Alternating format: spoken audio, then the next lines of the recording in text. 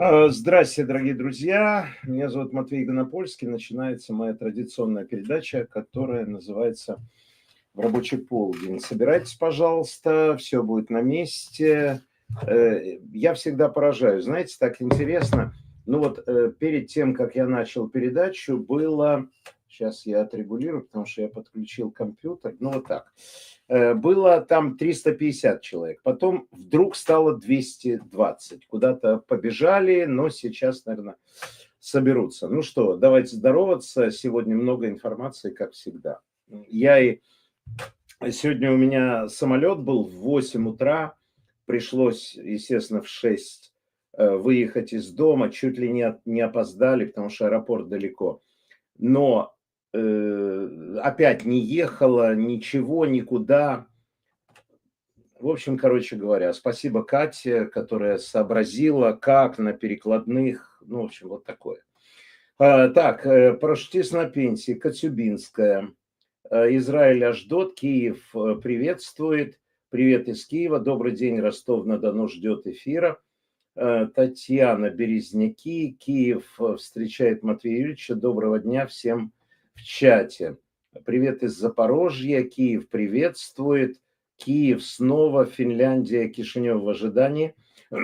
Свят Ханенко, всем привет из Ривного. Вы уже помните, да? Ривне. Слушаем, смотрим, комментируем, дискутируем. Ну и нажимаем знаменитые клавиши, которые называются лайки. Пожалуйста, поработайте для нашего общего дела.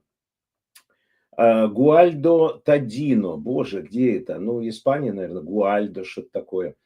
Дальше. Добрый день, Карловые Вары. Москва с вами. Знакомая студия. Привет.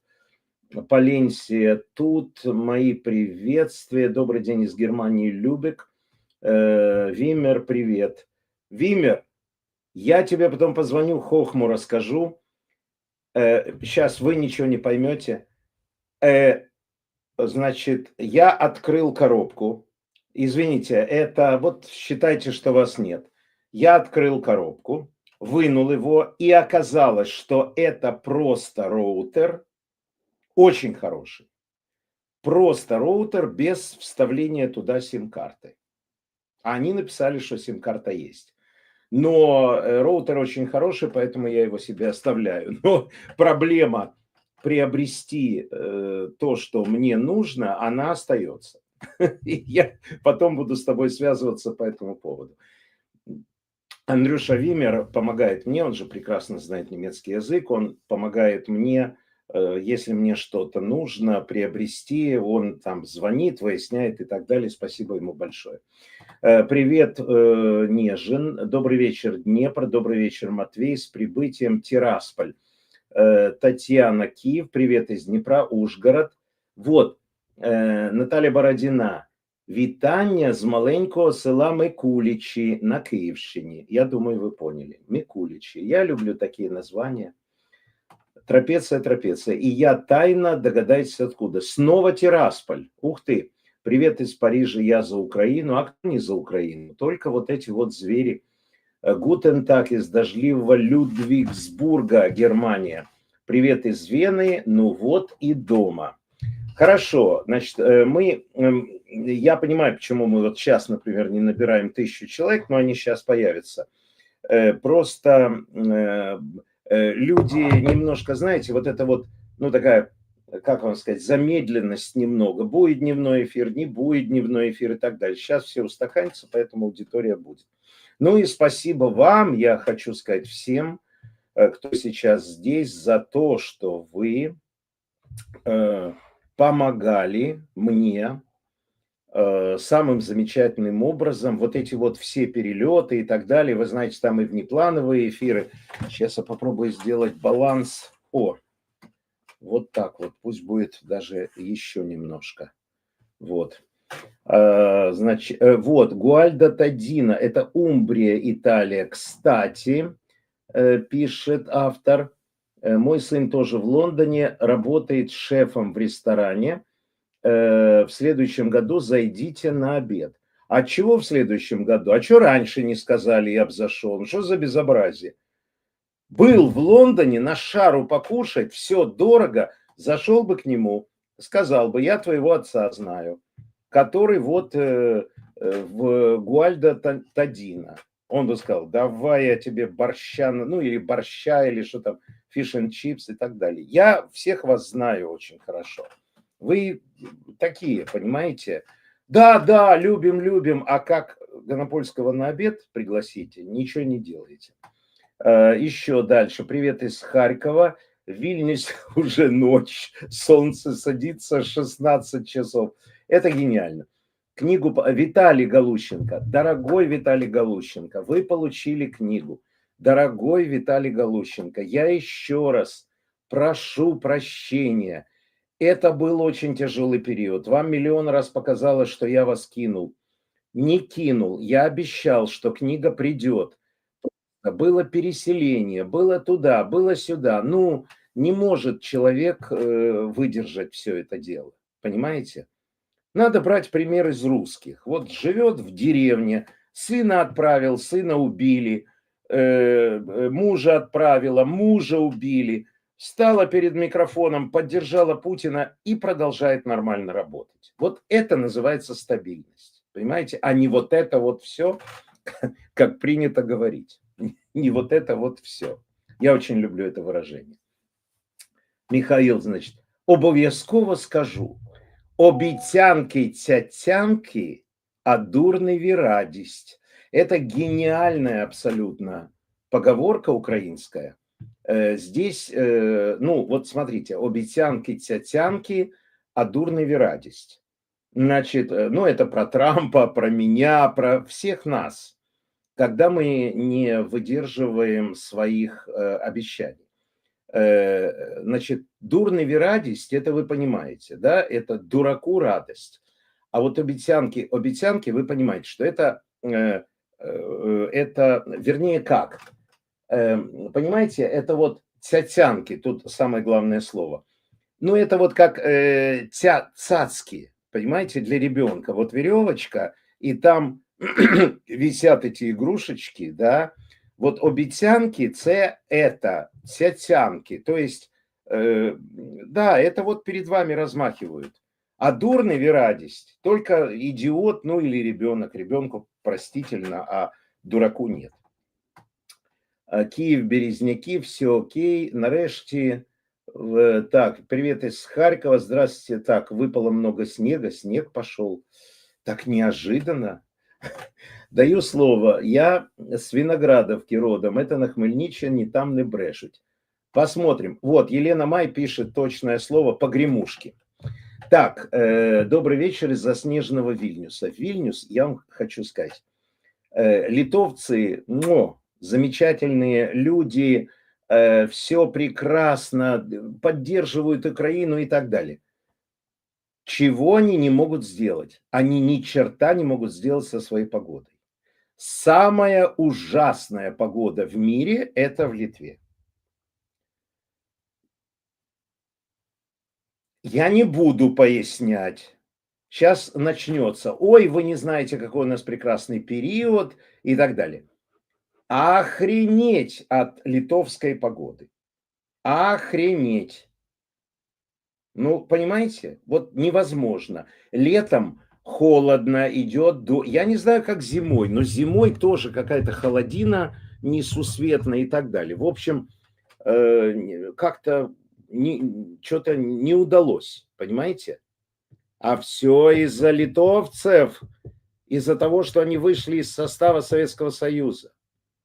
Если бы они были в Советском Союзе, ну или как минимум перестали помогать сейчас Украине, сразу солнце, сразу тепло русских согрело бы Литву. А так вот сидите в своей Литве и дрожите. И Эстония, в Эстонии еще хуже. Вот и Эстония, и Латвия, так вам и надо. От мамкиной русской сиськи оторвались, да? Думали, что счастье будет? Ох, будет вам счастье. Вы еще узнаете. Как войдем туда,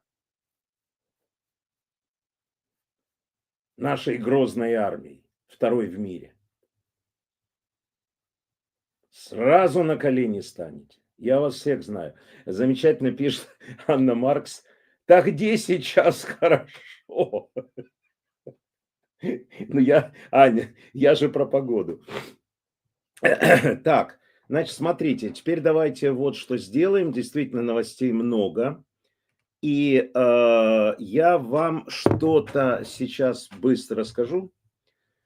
То, что, ну, вы знаете, вначале все, что аффилировано с Украиной. Значит, действительно, заголовок – это центральная тема. В Абу-Даби встречались представители спецслужб Украины и России, помощник Путина. А помощник Путина подтвердил, что 25 ноября в Абу-Даби состоялась встреча представителей спецслужб Украины и России. Рассказал заместитель, советник Путина Юрий Ушаков. Были представители, которые вели серьезную работу. Это представители спецслужб Украины и России. Они периодически встречаются, обсуждают деликатные вопросы, в частности, касающиеся обмена пленными. А по его словам, во время этой встречи появился рояль в кустах, новый представитель США, который сейчас занимается украинским вопросом.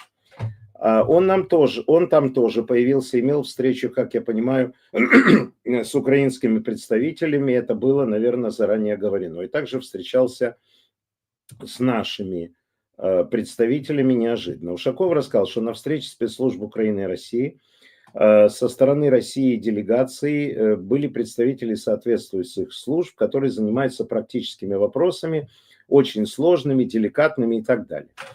В то же время, по его словам, со стороны РФ присутствовал не директор службы внешней разведки Нарышкин, кто-то другой. Ранее западные медиа сообщали, что 25-го, значит, была украинская делегация с Кириллом Будановым. Ну, мы с вами небольшие специалисты, чтобы понять эти деликатные вопросы, но ясно, что эти деликатные вопросы касаются, ну, теоретически, возможно, какого-то примирения, замирения, окончания войны. Но носят такой, так сказать, деликатный характер. Почему? Потому что для обмена пленными это все налажено, и никакой Буданов, никакой Ушаков туда ездить им не обязательно. Для того, чтобы я, который встал в 5 часов, не уснул прямо вот здесь перед компьютером, вам надо кое-что сделать. Вам надо, во-первых, дружно поставить лайки. Вы меня простите, 1646 человек, я не знаю, там будет больше или 1000 лайков я хотел бы от вас увидеть. Поэтому не ленитесь, пожалуйста, поднимайте наш общий канал. Это идет от лайков. Ну, конечно, я не надеюсь на донаты. Это... поймите, я вас понимаю. В Литве погода плохая. Я вам потом прочитаю материал. В Соединенных Штатах все подорожало. В Англии не подешевело. Ну и везде свои проблемы. Ой, боже мой.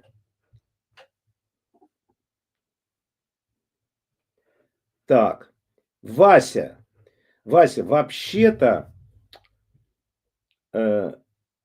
Вася, вот понимаете, в чем дело? Я прочитаю сейчас ваш пост, но я вас хочу предупредить. Вы вот бросили хороший донат, $10, по сути, и я должен расплыться в улыбке и так далее. Но я вас нахрен, если вы мне еще такой пост забаните, пост напишите, я вас нахрен забаню.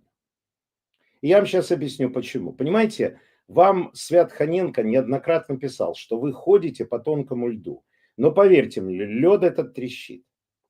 Вы пишете: Матвей Юрьевич, почему вы уверены, что знаете больше, чем Гай Пирс? Потому что я журналист, я изучаю новостные материалы, это моя профессия. Гай Пирс не журналист, он актер, очень хороший, прекрасный, но он не журналист. Это первое, да, я вам ответил. Вы привели его пост не полностью. В посте было видео с подстреленным Цахал подростком с западного берега. Тому не оказали помощь, он скончался. Что вы этим мне хотите сказать? Вот вы мне вот эту вторую часть написали. Первую часть, это вы солгали, потому что вы меня не знаете. Меня Катя знает, Саша, моя жена, коллеги по эху. Вот это вот высер ваш, он куда? Первая часть. Значит, больше так никогда не пишите. Потому что я своей профессией владею. Почти 40 лет. А вы кто, Олег? Теперь дальше. Я сказал то, что он прочитал. Мне не надо показывать видео с подстреленным подростком. Если бы он показал кадры 7-10, где вспарывают животы, в том числе и детям, в кибуцах Израиля, я бы показал и то, и то. Понятно, да? Почему я должен быть на стороне Хамаса, если Гай Пирс даже не думает о израильтянах? Он же показывает только одну сторону. Вася, вы очень хороший, умный человек, но это называется, знаете как? Это называется, я вам говорил, что есть два вида патриотизма, которые я ненавижу. Ну, три. Первый – путинский патриотизм. И еще есть два. Один называется профессиональный патриотизм. Про что не скажешь, сразу начинают писать. Вы не так сказали, оно не вправо, а влево. В этой профессии вы ничего не понимаете и так далее. Этих людей я сразу баню. А второе называется географический патриотизм. Вот Саша ведет передачу, где много про Израиль. И вы там супер. Это было не так, это было не туда. Уберите Авигдора, замените того, замените этого. Я думаю, что я заменю вас. Вы меня простите. Я очень внимательно буду, я вас уважаю, нет вопросов, но вы наглец. Понимаете?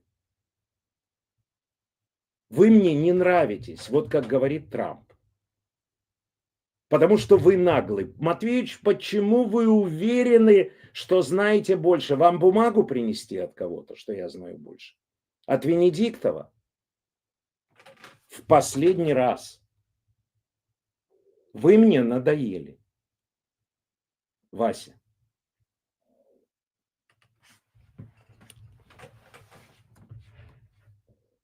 Значит, извините, что я долго говорил, Васе, да? Вам иногда кажется, что это не нужно. Это нужно, чтобы другие не уподоблялись Васе, где бы он там ни был в Израиле. Так, идем дальше. Украинские новости. Трамп такое. Самая большая уступка то, что она прекратит воевать. Президент США Дональд Трамп в контексте стремления остановить российскую агрессию против Украины заявил, что главной уступкой, на которую пойдет страна-оккупант, будет то, что она просто прекратит воевать. Его текст. Их, россиян, главная уступка заключается в том, что они прекращают боевые действия и не захватывают больше земель. На вопрос о том, какие возможные территориальные уступки может пойти Украина для мирного урегулирования, Трамп сказал, что Украина сейчас ведет переговоры, чтобы закончить войну. Если вы посмотрите на то, как все сейчас развивается, то все идет в одном направлении. Так что эта земля через несколько месяцев и так может оказаться у России. Что же вы хотите, воевать и потерять еще 50-60 тысяч человек? Или вы хотите сделать что-то сейчас? В некоторых случаях земля идет и в обратном направлении. Они ведут переговоры, они хотят закончить это. Знаете, вот все вещи в жизни нашей отвечают на вопрос, что и как. Вот по сути, что он говорит правильно. То есть, что надо, ну там, Россия закончит войну и так далее. Это действительно для украинцев большое благо. Да, но как он это говорит? Ну, это Трамп. Ну, что с этим сделать? Генштаб ВСУ подтвердил поражение завода по производству комплектующих для дронов и ракет в Чебоксарах. Фон дер Ляйен раскрыла 5 приоритетов ЕС по мирному соглашению для Украины. Не буду не читать. Умеров дал показания НАБУ по делу Миндича. США и Беларусь ведут переговоры об освобождении сотни политзаключенных. Вот тут я, конечно, очень благодарен Трампу, потому что он бы мог это не делать, но он это делает. Воздушные силы показали французские самолеты «Мираж-2000» в действии. Так. 14 лет пойдет Samsung и станет крупнейшим производителем смартфонов в мире. Ну, да, хорошо бы еще, если бы они допилили все-таки вот этот искусственный интеллект. Ничего у них не получается. Ну, они там подписали договор. Ну, в общем. Но я понимаю, они хотят сделать правильно, потому что это Apple. В МИД Молдовы посла РФ поставили перед сбитым дроном и вручили ноту протеста.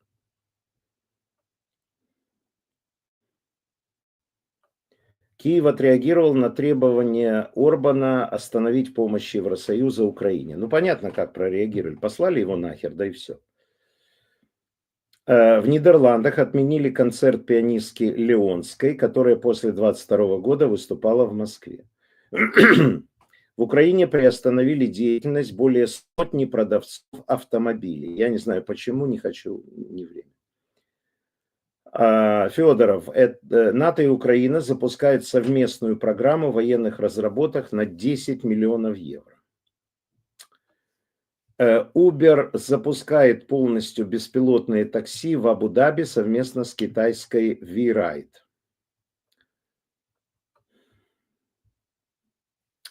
Коалиция решительных ожидает быстрое решение по финансированию Украины за счет активов Российской Федерации.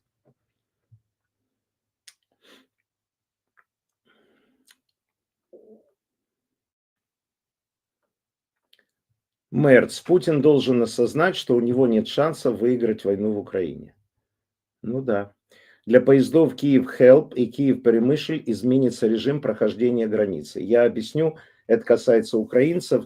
Значит, вы знаете, вот когда вы ездили этими поездами, то там что было? Поезда останавливались, проверяли документы, 4 часа, потом поезд ехал.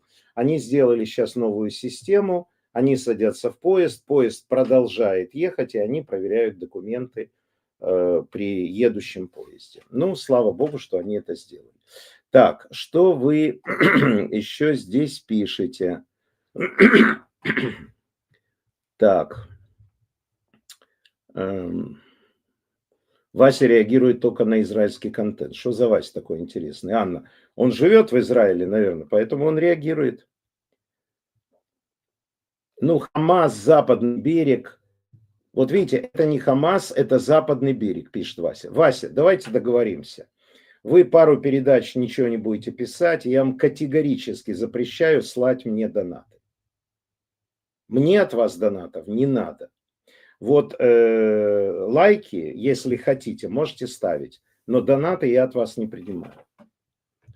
Колодец Якова. Значит, так, опять про Васю. В 2022 году компания-разработчик браузера Mozilla проанализировала алгоритм YouTube в части, влияют ли лайки на продвижение роликов или канала. Ответ – нет. Дитрих Зондхер. Дорогой Дитрих Зондхер, а как же то, что я вам прочитал информацию, что 1 лайк – это 10 рекомендаций в YouTube? Кому мне верить?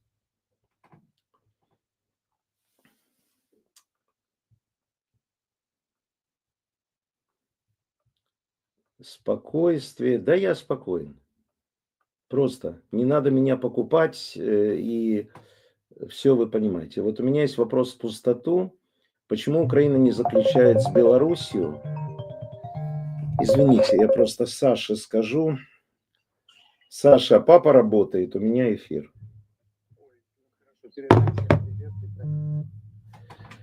Почему Украина не заключает с Беларусью договор о ненападении? Понятно, что союзное государство, но, дорогой Виталий Марков, без «но», потому что союзное государство, потому что у них уже картошки нет, они импортируют картошку, потому что рулит Белоруссией Путин и Патрушев. Какой там договор о ненападении?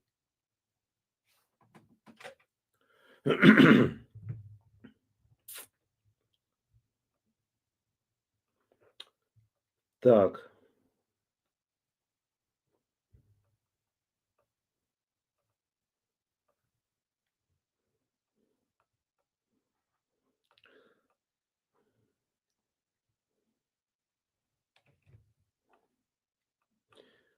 Микола Миколаївич, доброго дня, шановні колеги, шановний Матвійович.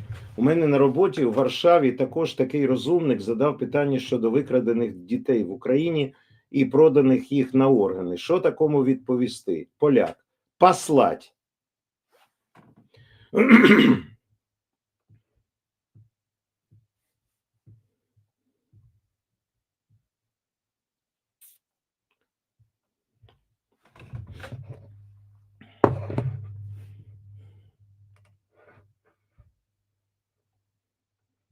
Сейчас. Секундочку.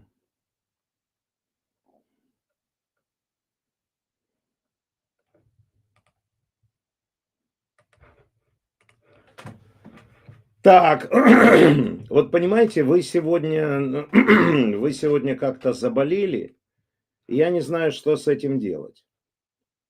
Ну, мне предлагают не банить. Значит, смотрите, Роман Москаленко.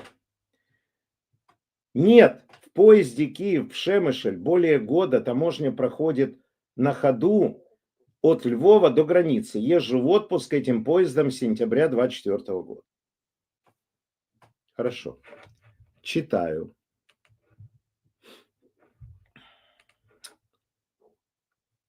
Правительство приняло решение, которое позволит проводить пограничный и таможенный контроль непосредственно в вагонах поезда без длительных остановок на границе. Такой формат уже работает в отдельных поездах Интерсити на польском направлении. Начинают проводить контроль пассажиров во время движения. Теперь, по ее словам, планируется распространить эту практику шире. Этот режим заработает в поездах Киев-Пшемышль, Перемышль, Киев-Хелм. Ожидаем запуска ускоренного контроля в движении в отдельных поездах с января, а дальше масштабируем на другие поезда в этих направлениях, проинформировала товарищ Свириденко. Ну и что мне с этим делать? С этой информацией, которая... Может быть, они сами не понимают, чего они пишут? Ну, не уверен. Вот тут пишут, не могут подписаться на Сашу. А вот Сара пишет, я подписалась по просьбе Матвея Юрьевича на Сашу Гонопольского. Значит, у меня просьба к моему прекрасному админу выложить от моего имени, вот выкладывать от твоего имени, вот вы видите, как он, Александр Леви Гонопольский. Леви – это его шиза, я не знаю, почему он так делает. Значит, вот, пожалуйста, его ссылка, ну, как его найти в Телеграме. Еще раз говорю, обещал, что каждый день будет выкладывать какой-то материал и что-то аналитическое будет писать. Он написал очень хороший, интересный материал, но вы знаете как, вот эти молодые люди, вот это поколение, у них нет вот такой вот последовательности, пусть это висит вот здесь. У них нет последовательности, они берутся и бросают, берутся и бросают. Значит, я буду рекламировать, пока Саша что-то выкладывает. Если он не будет выкладывать, что я буду рекламировать? Я его люблю, но Матвей разбрасывается клиентурой. Так, значит, Вот вы видите, да? Дальше. Вот, спасибо большое. Райвогутанс, спасибо вам большое за донат, хороший. Так, значит, по имени у меня не получилось, ссылку скопировала и так далее. Ребята, про Леви спрашивайте у него, это не мой вопрос. Так, теперь я буду вам рассказывать то, что я для вас засейвил. Значит, конечно, все говорят вот о вот этом вот, значит, разговоре, который выложили, кто там, Вашингтон-Пост или кто там выложил, но мы сейчас прочитаем. Понимаете, в чем дело? В этом вопросе есть кое-что интересное и кое-что неинтересное. Кстати, наиболее сбалансированно, то есть все гадают несколько вопросов. Во-первых, гадают, кто записал, где это было записано. И второй вопрос, три вопроса. Второй вопрос, почему это опубликовали, оприлюднили, почему это опубликовали сейчас. Я догадался, почему Леви. Фамилия моей матери была Левина. У нас определенный культ ее. Это вот моя мама, которая в 12-летнем возрасте попала в Бабий Яр и спаслась. Она Левина была. Вот он в память ее сделал себе вот такое в серединке. Значит, третий вопрос. Кто, как принято говорить в приличных домах, выгодоприобретатель? Вот для чего это опубликовали именно сейчас? Что-то сорвать или чему-то помочь и так далее. Вот эта вот история непонятна.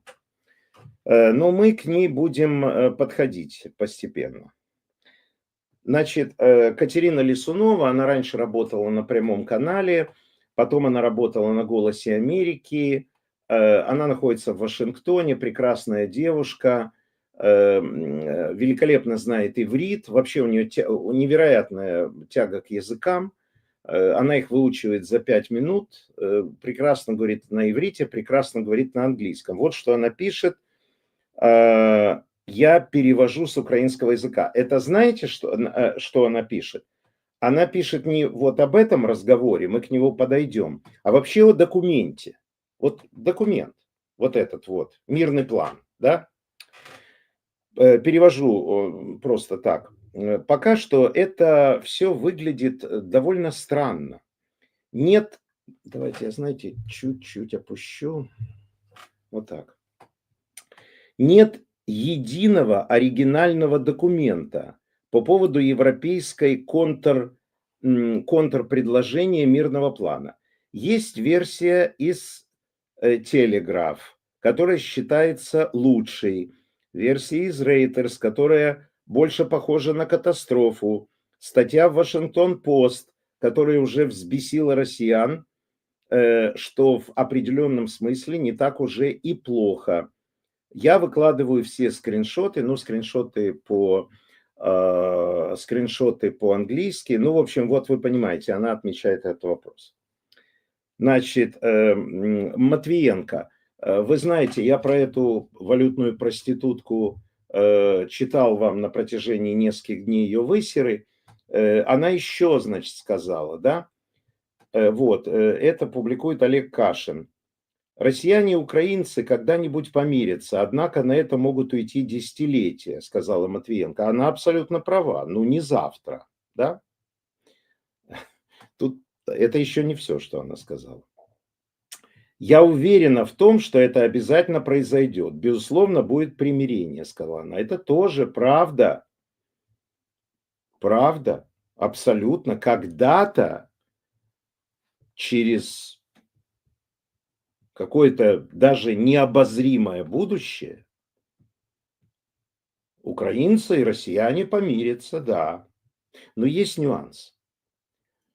По ее словам, на Украине придет осознание того, что на самом деле случилось, как их цинично использовал Запад в попытках нанести России стратегическое поражение.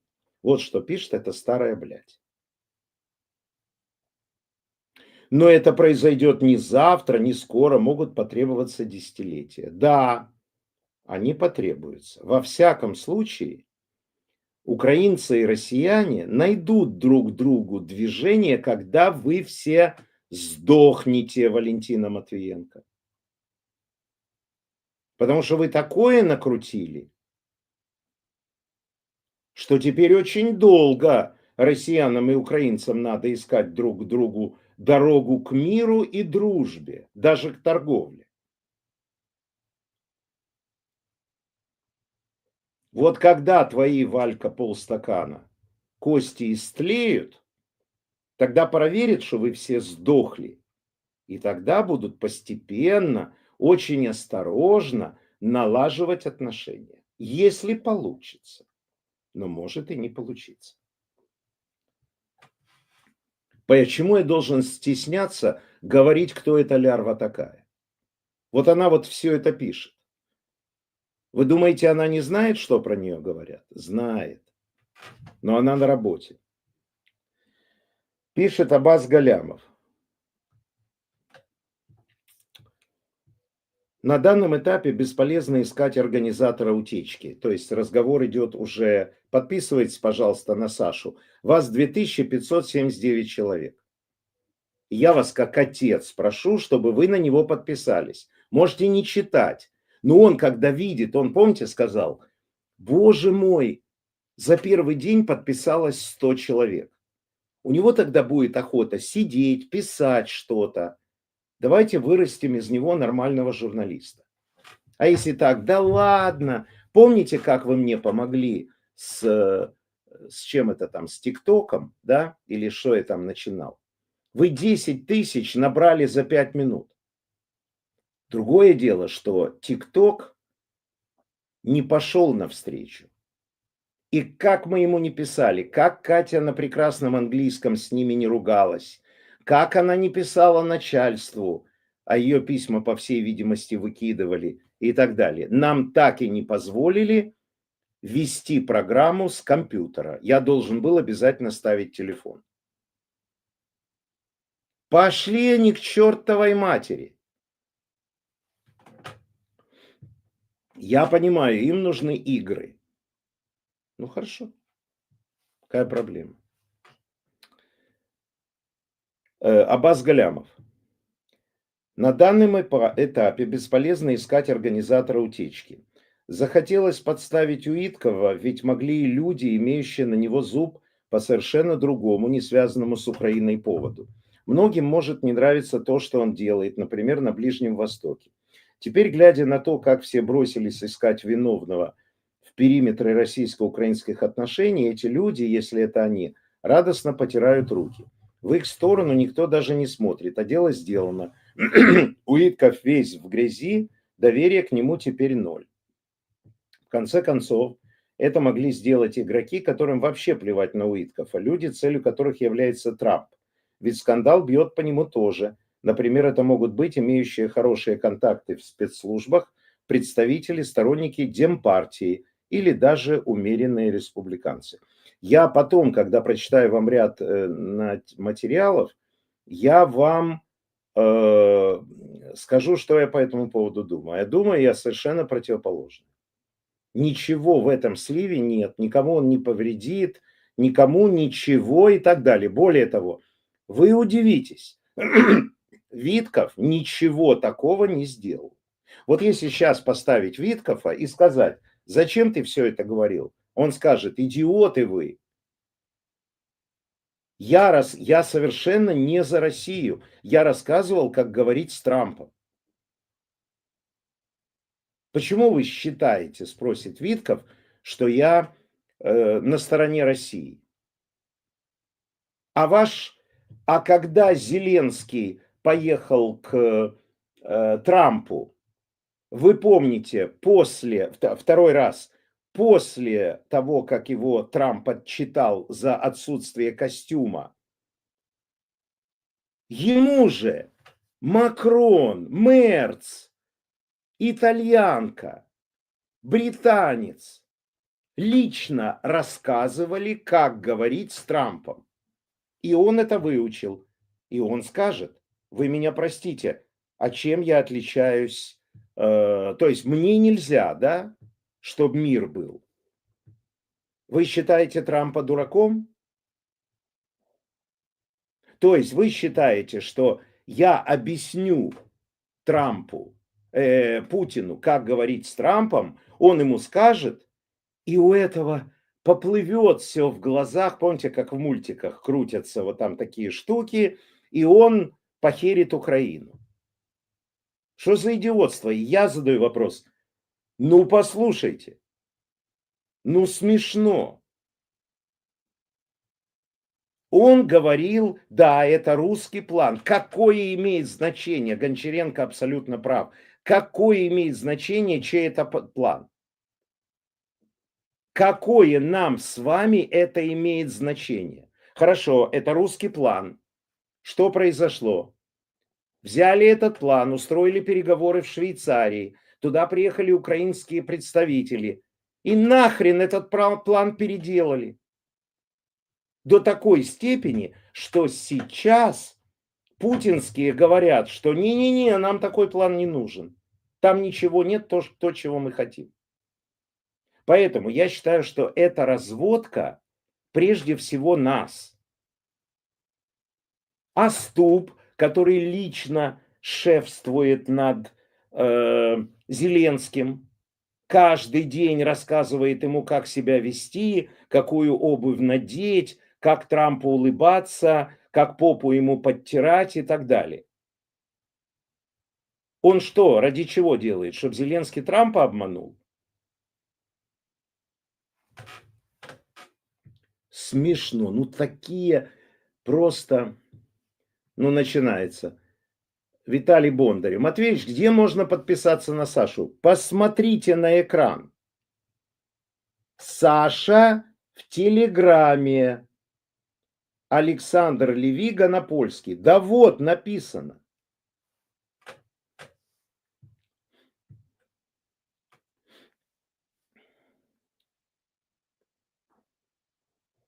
Я вообще офигею.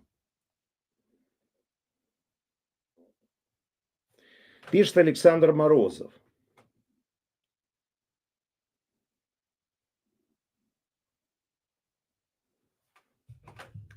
Любопытная публикация в независимой газете. Это газета Ремчукова. В ней систематически публикуются тексты под псевдонимом Геннадий Петров, которые являются установочными, то есть являются коллективным плодом ума администрации президента. И вот вчера, 25 ноября, поздно вечером, опубликован текст с оценкой ситуации вокруг плана Трампа, меморандума Уиткова-Дмитриева, итогов консультаций в Женеве. В тексте утверждается, что этот план устраивает только Украину. То есть в этом тексте заявлена еще более резкая позиция Кремля перед ожидаемым визитом Уиткофа-Кушнера в Москву, чем в официальном заявлении Ушакова о том, что в плане что-то приемлемо, а что-то требует большой доработки. Ну, пусть они пишут. Я понимаю, так сказать, ну, скажем так, как они предполагают, чтобы это работало. Значит, Путин работает на внутренний рынок. Никаких переговоров, дойдем до Одессы. Правильно, все правильно. Президент тоже так всегда должен. Он не должен, люди перестанут воевать. Ему же надо, чтобы люди воевали, убивали украинцев, чтобы украинцы убивали их, вот этих вот, которые там беззубые, безногие, да? Вот это все должно быть. Он не может выйти, потому что жесткая позиция, никаких переговоров, мы вперед. Ну вот как вы знаете, они там, вот этот я вам читал из Государственной Думы, который вот когда мы дойдем до границы там какой-то, то они поймут, станут на колени и так далее. Это работа на внутренний рынок. На внешнем рынке поехали, Ушаков поехал, да? Правильно?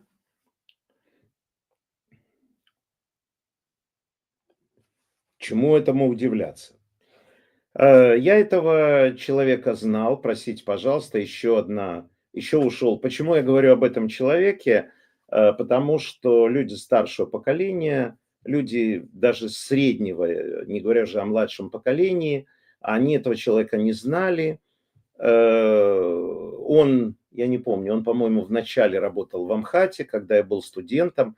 Мне даже трудно себе представить, 25-й год. В смысле, трудно представить, до какого возраста он дожил. Он, он режиссер, актер, продюсер и так далее, но большинство людей его не знает, потому что как бы его время отошло, его перестали снимать в кино и так далее. Вот вы можете посмотреть на его лицо, некоторые его узнают. Значит, его это артист, ну и режиссер и так далее, Всеволод Шиловский. Еще раз говорю, я вспоминаю о нем, потому что это как бы моя историческая память, когда я учился в ГИТИСе. Он тогда, ну, был средних лет, и он много ставил, и был кинорежиссером, и киноактером. Актером он был очень хороший. Вот, поэтому я в основном для наших зрителей старшего поколения, которые, может быть, его помнят. К его чести никакого говна он не говорил, ничего он, значит, никаких вот это пойдем СВО, артисты поддержать и так далее. Во всяком случае, я ничего про это не знаю.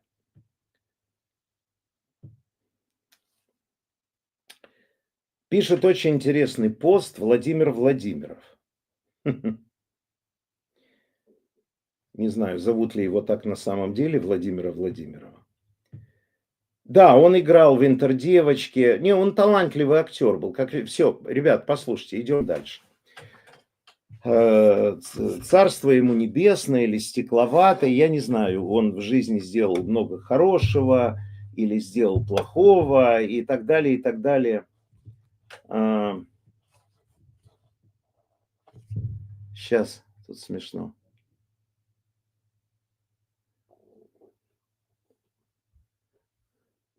Секунду. Матвеевич, я сам отец, пишет, добро пожаловать. Я очень понимаю за любовь, за второй шанс и за первый тоже. Вы уверены, что Саша, а не я ваш сын? Я не уверен, что Саша мой сын, потому что он борзый такой и все время мне возражает. Отцу нельзя возражать. Тем более мне, звезде. Смотрите, какая интересная вещь. Вот когда мы смотрим фильм, вот сейчас очень многие задают этот вопрос, когда, сколько это, по-моему, 30 лет назад или сколько фильм этот был сделан, я имею в виду самый, на мой взгляд, знаменитый новогодний фильм «Один дома» с Маколей Калкиным. Это безумная, прекрасная комедия, и вторая часть тоже замечательная. Ну, третья часть уже Маколей Калкин там не играл и так далее. Но все будут повторять. Вы не помните, какой у этой семьи был дом? То есть там было много детей. Но этот дом, там все же спрашивают, кем работает его отец, вот этого мальчика в фильме. Мы этого не знаем. Кем он работает, что у него такой дом. Теперь бухгалтерия. Послушайте меня, чтобы вы поняли. Я специально это для вас оставил.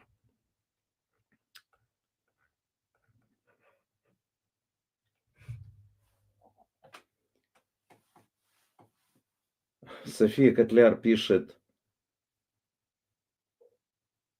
Всем добрый вечер из темного Киева. Офигеть. Слушайте внимательно. Сколько бы стоил отпуск Кевина из «Один дома 2» в Нью-Йорке сегодня? Аналитики подсчитали, во сколько... Вы помните, да, что они поехали в Нью-Йорк, и батареи работают или нет, работают, холодно. Они поехали в Нью-Йорк, а его оставили дома. Да, они еще во Францию поехали и так далее. Так вот, послушайте. Аналитики подсчитали, во сколько обошлась бы рождественские приключения Кевина МакКаллистера из культового фильма «Один дома два», потерявшийся в Нью-Йорке, если бы оно состоялось в 2025 году. Слушайте. Напомним, что по сюжету Кевин случайно улетает в Нью-Йорк вместо Майами, где его семья проводит Рождество. Оказавшись в мегаполисе, мальчик селится в роскошном The Plaza, заказывает еду в номер, разъезжает на такси и наслаждается видами Централ Парк и Рокфеллер-центр. По оценкам службы сравнения туристических страховок iSelect, стоимость поездки выросла более чем на 300%. Если в 92 году Кевин потратил около $2109, то сегодня его расходы составили бы примерно $8511. Наибольший рост цен зафиксирован на номер люкс в отеле Плаза, который подорожал с $1100 до $6244 за ночь. И на знаменитый заказ еды в номер, стоимость которого выросла с 967 до $2233. Отметим, что в эту стоимость не входят поездки на такси по городу. Сильно, да?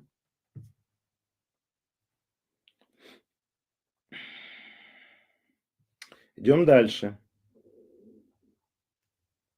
Это вечером. Слушайте, вот мы говорим, что ничего невозможно нового придумать и так далее. Посмотрите на эту картинку, она очень странная. Вы видите мороженое, а в нем пачка парацетамола. Читаю. Нидерланды стали продавать мороженое, которое содержит парацетамол, который предупреждает, значит, простудные заболевания. Ну, вы знаете, он не то, что предупреждает, тут написано предупреждает, но это неправильно, потому что аспирин хорошо вот на меня, например, действует, когда я только начинаю заболевать, 1000 аспирина, я имею в виду дозу, 2 по 500, 2 таблетки, или там, ну, они по 500 обычно. И аспирин странным образом делает чудеса. А вот парацетамол, вы знаете, это уже от озноба, от температуры, когда выше 38,5 и так далее, и так далее. Но тут надо объяснить, в чем история. Извините меня. Значит, вы знаете, что в Соединенных Штатах Америки и вообще на Западе вот эти вот наши горячее питье и так далее, да, что это у них не работает.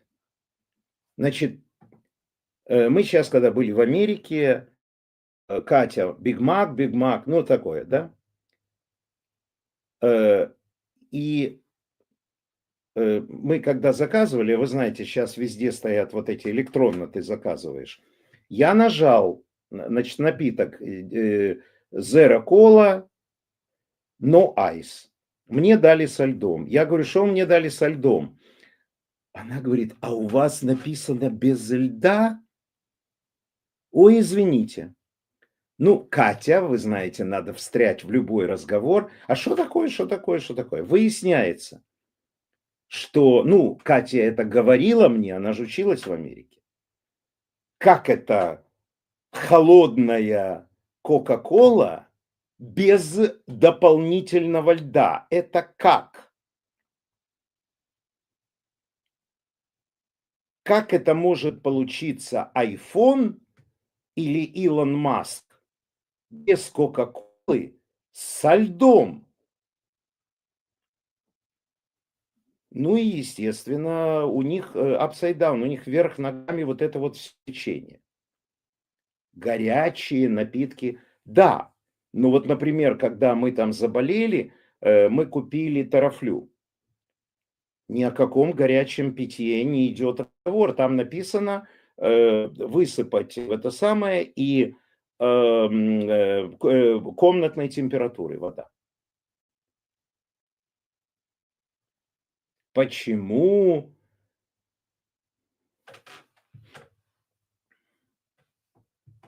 Ну вот здесь вот, знаете, Бенито Калавера в 16 году кондитерская Моди сделал такой мармелад для развлекательных целей, но власти запретили его продажу, так как у производителя не было разрешения на реализацию лекарственных средств. Здесь не только в этом проблема. Вы знаете, что любые лекарства, особенно жаропонижающие, болеутоляющие, ибупрофен, парацетамол и прочие там производные под другими названиями, можно принимать не чаще, чем раз в 4 часа. Ну так подходит человек, говорит, дайте мне это мороженое, у меня болит горло. Значит, либо парацетамол там должен быть в таких микроскопических дозах, что он вообще не действует. А если он будет через каждые 15 минут покупать это мороженое? То есть тут, понимаете, так сказать, давайте, никто не вспомнил, профессия следователь, влюблен по собственному желанию. Ребята, ну мы вспоминаем, он был замечательный, потрясающий актер. Виталий Марков пишет, как люди живут без чая с малиной. Я могу вам сказать, что в любимой Катиной аптеке, ну и моей, потому что она распространена, невероятно, тут я вам немножко расскажу. Безусловно, продаются горячие напитки, тоже против простуды, вот как с малиной и так далее. Только это аптека, поэтому там не малина, провернутая с сахаром, потому что когда им рассказываешь, как делается малина, перекрученная с сахаром, они падают в обморок, потому что вы понимаете, сколько сахара? Ну, это ж как-то уже, это ж не бабушкины времена. Поэтому у них продаются, вот мне сложно вам объяснить, она была, мы даже покупали ее. Значит, такие вот банки, они довольно большие, и в них малиновые, смородиновые и так далее. Я не знаю, как это сделано, но такие, знаете, как вам сказать, как маленькие червячки. То есть они их выдавливают, как макароны, вот эту смесь, и режут, и получается, ну вот где-то по 3 миллиметра каждая штука. Вот это вот питье, там какие-то ксил, метаксил, ну и так далее. То есть вот это вот то, оно растворяется только в горячей воде, как вы знаете, там нарисовано 100-градусная вода и так далее. Леня говорит, парацетамол – это серьезный препарат, это не витаминка. Да, гранулы, но они такие, ну, в общем, специфические. И там очень сложный состав. Там и травы, там и, ну, в общем, короче говоря, это вот все в отделе этих самых. Вот таких, ну, так сказать, псевдолекарственных средств, сублимированные, да, против простуды. Но травяные, понимаете, да, не лекарственные. Теперь, как устроена аптека CVS? Везде, где она находится, она устроена одинаково. Значит, вы заходите, и вот продаются разные товары, а в самом конце рецептурный отдел. Это стандартный CVS. Если, например, вы есть в супермаркетах и так далее, там только CVS вот с покупками. Например, Катя очень любит такой магазин Target. Там по скидкам и так далее. Вот Target, Marshalls, хорошие очень магазины, стоковые. Там они не выпускают практически своей продукции, но Marshalls, по-моему, выпускает, но туда все свозится, и там студенты и так далее, и так далее. Значит, Там нету рецептурного отдела. Ну, понимаете, что рецептурный отдел в больших нормальных аптеках, где ну, там же 3-4 человека должны работать и так далее. Но, что интересно, я когда-то, где-то, наверное, чуть ли не год назад рассказал вам, что CVS, как крупнейшая аптечная сеть, под угрозой закрытия. Что случилось? Немыслимое воровство.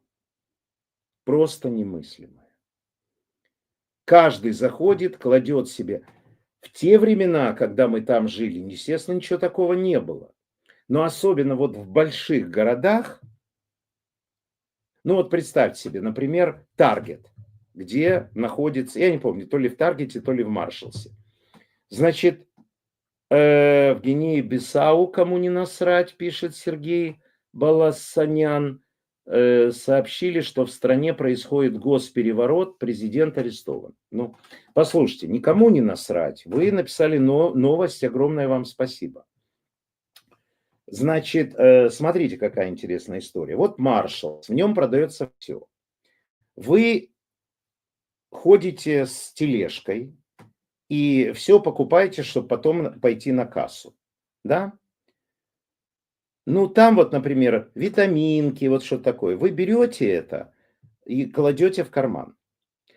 А, ну, вы же не можете там 5 пачек носков положить в карман, тем более, что в этих магазинах упаковки большие, даже к маленьким. Это все продумано, чтобы не воровали.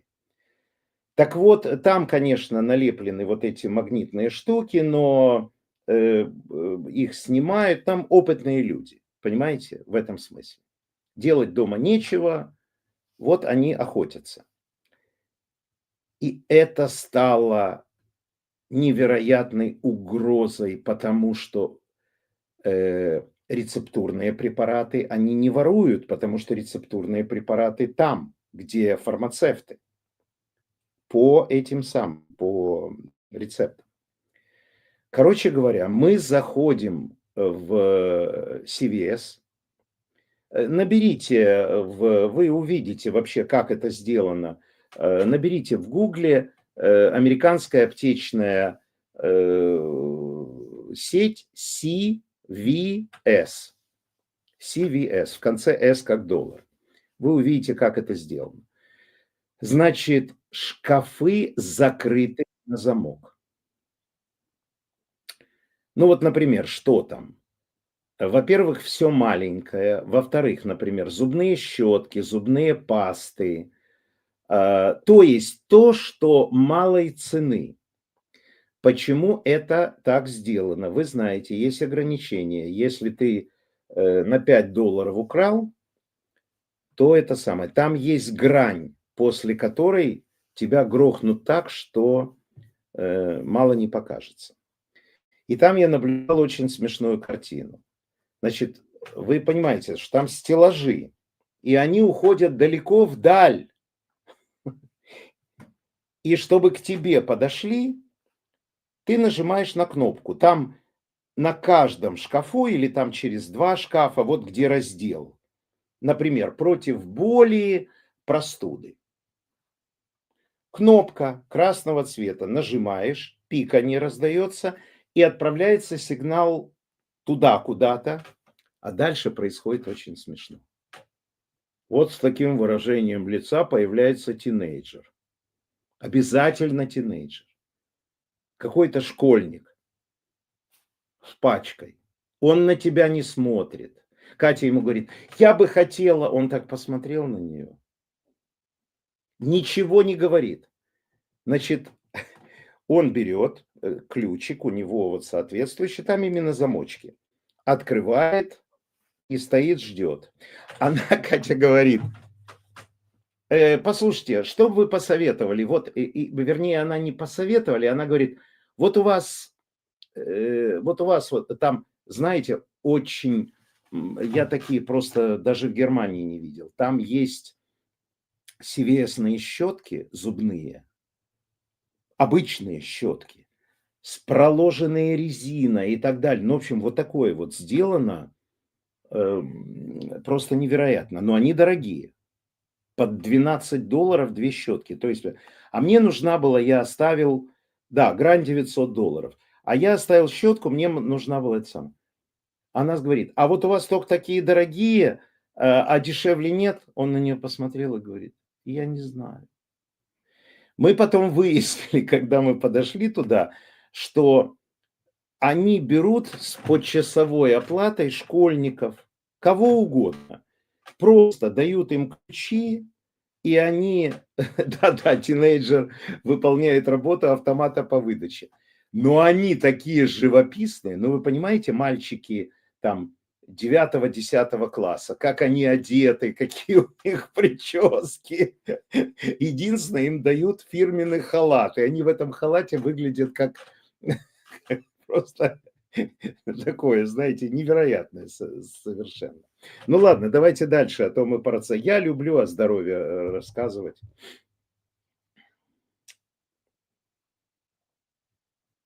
Очень хороший текст, вечером прочитаю. Сергей Слонян. Все приготовились к отрубанию головы Уиткофа. Предатель изобличен, вот-вот его накажут. Ждали реакции Трампа, дождались. Оказывается, я не знаю, вы знаете или нет, что Трамп за него заступился? Оказывается, это позиция самого Дональда Трампа. Это он сдает Украину и меняет ее территорию на свою. Премию мира. Должность Уиткофа – друг Трампа. Он выполняет функцию пейджера. Что Дональд продиктовал, то Стив Ушакову и передал. Ну, это, конечно, не так, но я вам уже сказал свою точку зрения по этому поводу, что на Уиткофа не надо ругаться. Аббас Галямов. Вот он на моей позиции. Но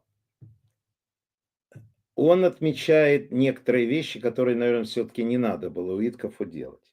Главная проблема не в том, что Уиткоф берет предложения России, передает их Украине, даже если он это делает от имени США. Потом он возьмет реакцию Украины, передаст ее России. Примерно так посредники и действуют. Главная проблема в том, что Уиткоф советует Ушакову организовать звонок Путина Трампу до встречи последнего с Зеленским.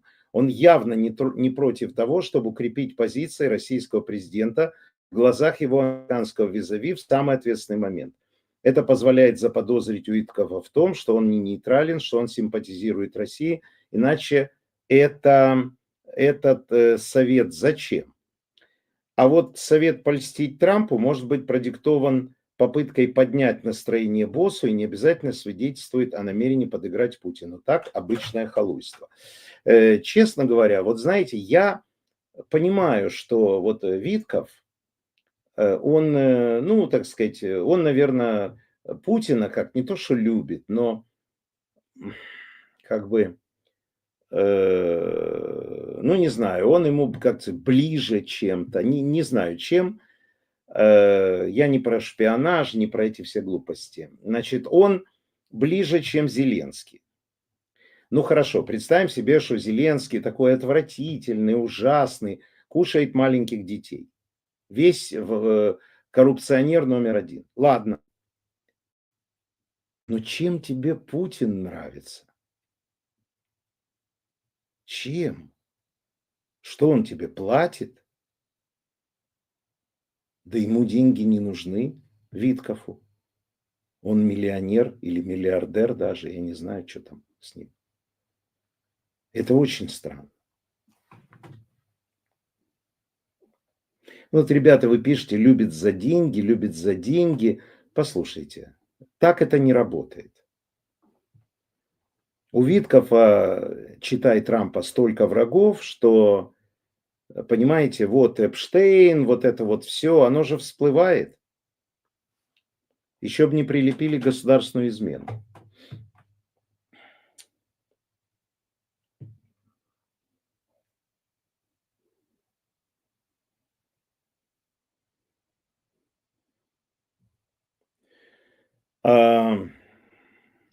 Грошей то не буває. Павел Рудницкий, вы абсолютно правы. Так, послушайте меня. Спасибо вам большое, я вас всех люблю. Тут вот народ позаболевал. Пожалуйста, я прошу админа еще показать Сашину подписку. Подписывайтесь, пожалуйста, на Александра. Давайте из него делать нормального журналиста, а не наполовинку. Когда есть аудитория, ему интересно с этой аудиторией работать. Когда он видит внимание, да, он понимает, что я агитирую, что я давлю и так далее. Ну и что? Когда я начинал, мне тоже так делали. Вот, пожалуйста, Александр, собачка, Александр Леви Гонопольский. Вот, посмотрите в чате последнее сообщение. Спасибо вам большое. Встречаемся в 21 час. Поддерживайте, пожалуйста, канал, ставьте лайки. Прошу вас, бросьте донаты, кто может. Давайте будем оптимистами, дорогие друзья. Ничего другого у нас не остается. В 21 час расскажу новое.